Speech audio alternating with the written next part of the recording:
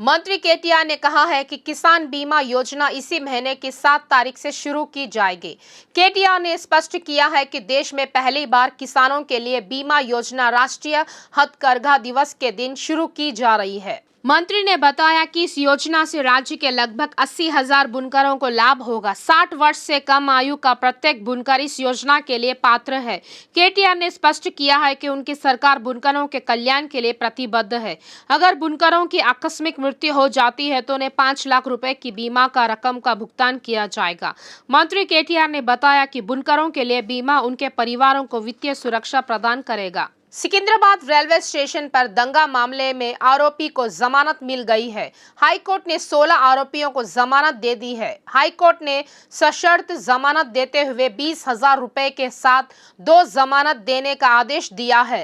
TPCC अध्यक्ष रेवंत रेड्डी ने सेना भर्ती उम्मीदवारों की ओर से जमानत याचिका दायर की थी। जमानत याचिका पर सुनवाई कर रही उच्च न्यायालय ने सेना भर्ती उम्मीदवारों को जमानत दे दी। अग्निपथ योजना के विरोध में देश के कई राज्य प्रदर्शनकारियों द्वारा प्रदर्शन की कड़ी में सिकंदराबाद रेलवे स्टेशन पर विरोध प्रदर्शन किया गया। सिकंदराबाद रेलवे स्टेशन पर भारी संख्या में प्रदर्शनकारियों ने जमकर तोड़फोड़ की। इसी क्रम में सेना भर्ती के कुछ अभ्यर्थियों को गिरफ्तार किया गया। हाईकोर्ट ने सेना भर्ती के 16 उम्मीदवारों को जमानत देने का फैसला किया। सिद्दीपेट जिले के गजवेल कस्बे के महती सभागार में अंतर्राष्ट्रीय स्तनपान दिवस का आयोजन किया गया। इस कार्यक्रम में प्रमुख नेता और लोग शामिल हुए। वित्त मंत्री हरीश राव मुख्य अतिथि के रूप में अंतर्राष्ट्रीय स्तनपान सप्ताह में शामिल हुए। मंत्री के साथ सांसद कोटा प्रभाकर रेड्डी, एमएलसी यादव रेड्डी, फारूक हुसैन, राज्य पर्यटन विकास निगम के अध्यक्ष उप्पला श्रीनिवास गुप्ता, राज्य वन विकास निगम के अध्यक्ष वंतेरु प्रताप रेड्डी, जिला पंचायत अध्यक्ष रोजा शर्मा, अतिरिक्त कलेक्टर मुजमिल खान, जिला पुस्तकालय अध्यक्ष प्रभाकर रेड्डी, नगर अध्यक्ष राजा मौली, स्थानीय जनप्रतिनिधियों ने भाग लिया। कुतबुल्लापुर विधानसभा क्षेत्र 126 संभाग के जगतगिरी गुट्टा अंतर्गत जगतगिरी नगर हाई स्कूल में छात्रों के लिए सुविधाओं की कमी को लेकर कांग्रेस नेता कोलन हनुमंत रेड्डी ने सरकार की जमकर आलोचना की। बिजली नहीं रहने से स्कूल के शिक्षकों व छात्रों को काफी परेशानी का सामना करना पड़ रहा है। इसी तरह तेलंगाना राज्य में 6 महीने से मिड डे मील के बिल का भुगतान नहीं होने से पता चला है कि ठेका प्रबंधक अपने पैसे से बच्चों को खाना खिला रहा है। जब ईडी से पूछताछ की गई तो उन्होंने कहा है कि बिजली बकाया का भुगतान नहीं करने पर बिजली काट दी गई। हनुमंत रेड्डी ने कहा है कि मुख्यमंत्री विकास के मामले में हमेशा तेलंगाना की तुलना अन्य राज्यों से करते हैं। क्या उन्हें ऐसी चीजें दिखाई नहीं दे रही है? इस कार्यक्रम में पूर्व वार्ड सदस्य गणेश कौशल्या और युवजन कांग्रेस के नेताओं ने भाग लिया। जीएचएमसी की डिप्टी मेयर मोटे श्रीलता ने कहा है कि सीएम राहत कोष से उन लोगों को काफी फायदा होगा जो बीमारी के कारण इलाज नहीं करा पा रहे हैं। उन्होंने कहा है कि सीएम केसीआर रिलीफ फंड से हजारों गरीबों को इलाज में फायदा हो रहा है ताकि गरीबों को किसी तरह की मेडिकल परेशानी न हो। पीड़ितों ने श्रीनिवास को तारनाका में उनके कैंप कार्यालय में सीएम आरएफ चेक सौंपा। इस कार्यक्रम में मोठे शोभना रेड्डी, खाजा पाशा आनंदा ने भाग लिया। विकाराबाद के पूर्व विधायक संजीव राव की पत्नी मधुरा वेनी ने टीआरएस पार्टी से इस्तीफा दे दिया है। वाईएस शर्मिला की मौजूदगी में मधुरा देवी ने वाईएसआर तेलंगाना पार्टी में शामिल हुए। पूर्व विधायक संजीव राव की पत्नी मधुरा वेनी ने हैदराबाद में वाईएस शर्मिला से मुलाकात की। बाद में वाईएसआरटीपी अध्यक्ष वाईएस शर्मिला मधुरा वेनी को पार्टी में शामिल होने के लिए आमंत्रित किया गया।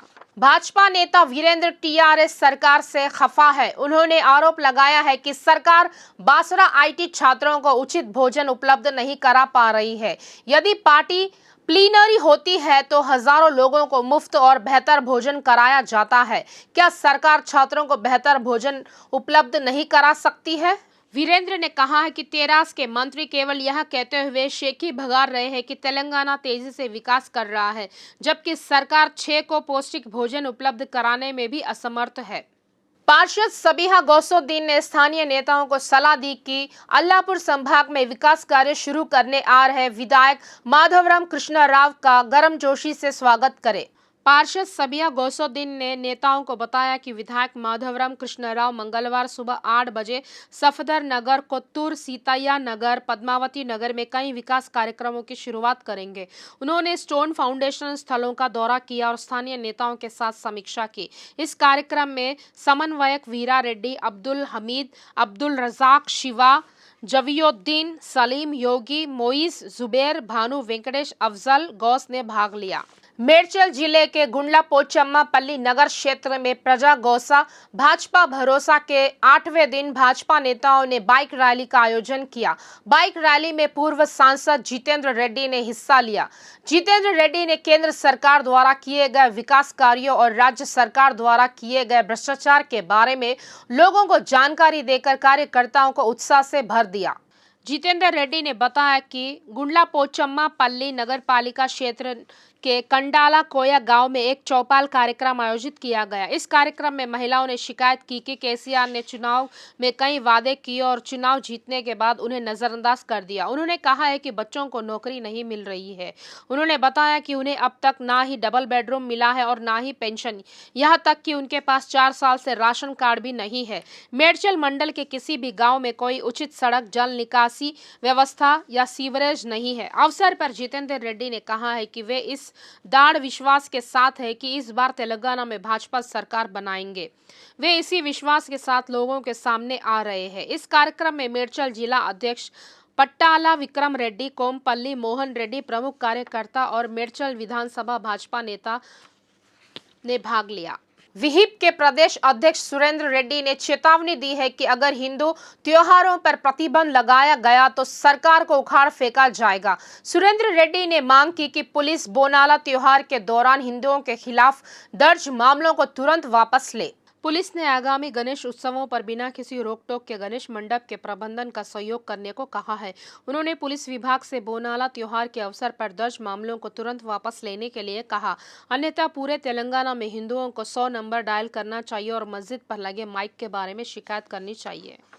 तेलुगु राज्यों में सनसनी मचाने वाले कैसीनो मामले में प्रवर्तन निदेशालय ने अपनी जांच तेज कर दी है। अधिकारी कैसीनो संचालक चिकोटी प्रवीण की टीम से बशीरबाग स्थित ईडी कार्यालय में पूछताछ कर रहे हैं।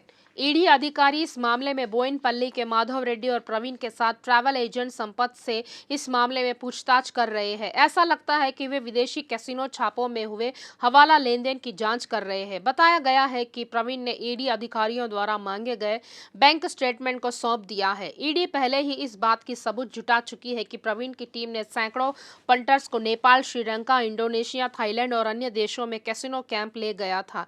यह पाया गया कि पंटर्स ने 3 से 4 दिनों के लिए आयोजित शिविरों में भाग लेने के लिए 3 से 5 लाख का भुगतान किया।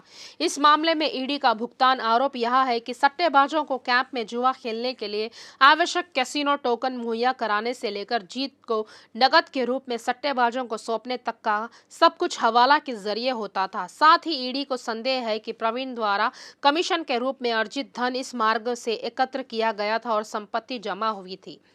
ऐसा लगता है कि ईडी इन बैकग्राउंड का हवाला देकर चिकोटी प्रवीण की टीम की जांच कर रही है। उधर ईडी कार्यालय में भारी पुलिस बल की व्यवस्था की गई थी।